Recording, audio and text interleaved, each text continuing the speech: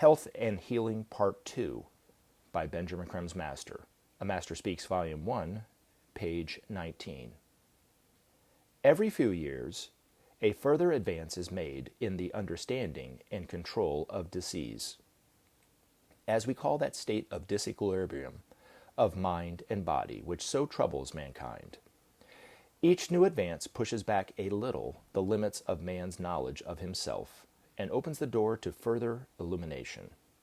As we stand on the threshold of a new era, humanity is poised as never before to receive new light.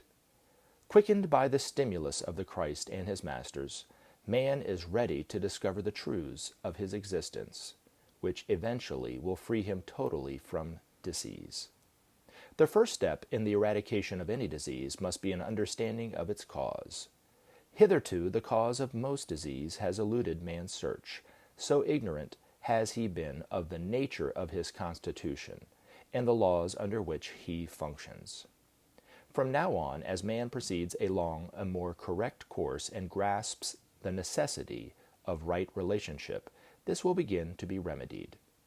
Disease is ultimately the result of wrong relationship to our higher self, the soul, to our brothers and sisters throughout the world, and to the whole of which we are a part. By the misuse of soul energy, we set in motion the causation. By wrong relationship to our fellows, we bring about disequilibrium and disharmony and illness of all kinds. Through our sense of separation, we cut ourselves off from the healing potencies which everywhere surround us.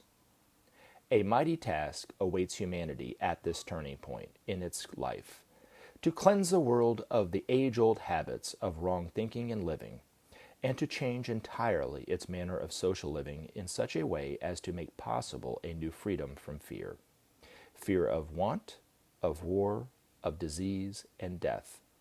An enormous task indeed, but one worth all the effort involved, for it will lead to a new livingness, a new and sweeter relationship between men, and to a world governed by the principles of justice and brotherhood, sharing and love. What finer goal could there be for humanity than to create such a world? No one can gainsay the benefits that such a transformation would bring. And we, the Masters, will help you in your task, revealing to you the best paths and possibilities. Science today stands poised to contribute its share to the conquering of disease. The etheric planes of matter await man's exploration and study. Therein will be found the origin of that disequilibrium of forces which manifests itself as the body's ills. The treatment of disease will take on a new dimension when the function of the force centers, chakras, as receivers and dispensers of energy is understood, and when their connection with their major glands of the endocrine system is known. Already, of course, there are those few practitioners who know this and who do valuable work, but not until this knowledge is general shall we see advance in the understanding of the mechanism of disease. It will not be long until this research into the etheric fields begins in earnest.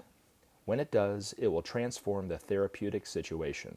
The new psychology, the coming science of the soul, will throw much light on the nature and cause of disease and point the way to its prevention. In time, man will learn to approach and work with the diva or angelic evolution, many aspects of which are deeply engaged in the healing process. Thus, stage by stage, disease will be eradicated from the world to be replaced by a vitality and well-being seldom seen today, but which is man's birthright, did he but know it. The stage is being set for this transformation. The Masters, on their return, will point the way, and under their wise guidance, all shall be made anew.